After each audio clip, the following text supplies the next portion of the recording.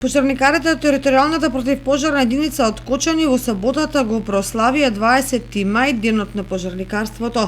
По тој повод пожарникарите ги посети градоначалникот на општина Кочани Љупче Папазов, доделува награда за најдобар пожарникар во 2022 година, а воедно им посака успешна работа и помал број интервенции во наредниот период.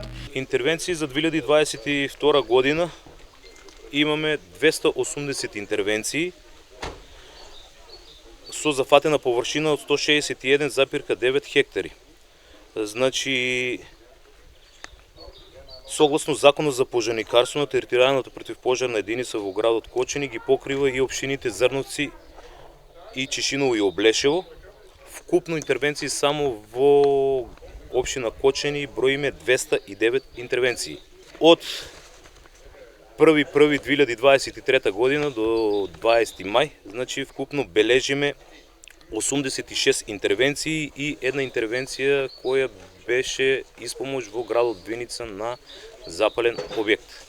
Признанието за најдобар пожарникар од територијалната противпожарна единица од Кочани го доби Владко Јефтимов, а општина Кочани за прв пат оваа година додели и признание за најдобар пожарникар од доброволното противпожарно друштво, кој го доби волонтерот Мирче Павлов. Признанието и наградата што ја добив денес ми представува чест и задоволство во областа на нашата работа. Таа награда ми значи толку повеќе што оваа година ми е јубилејна, односно 30 години во противпожарната единица и за прв пат добивам награда од ваков тип. Ова признание за мене е пред сеја огромна чест и задоволство што го добив и голем поттик и понатаму да продолжиме да работиме. Верувам дека не само за мене, туку и за сите останати членови на доброволното противпожарно друштво да го даваме и натаму својот максимум, да бидеме од корист за граѓаните и да помагаме во сите ситуации.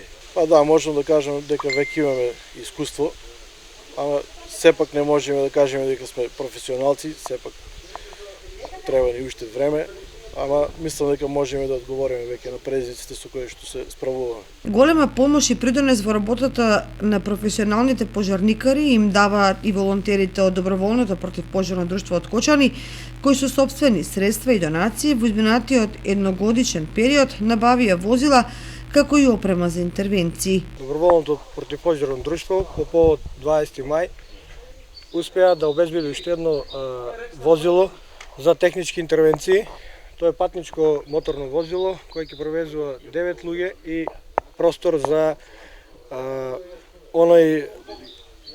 за опрема за технички интервенции кои ќе се користи во случаеви на поплави или други елементарни непогоди. Доброволното противпожарно друштво активно работи со десетина нови членови кои по завршувањето на курсот спроведен од дирекцијата за заштита и спасување ќе бидат рамноправни членови на друштвото.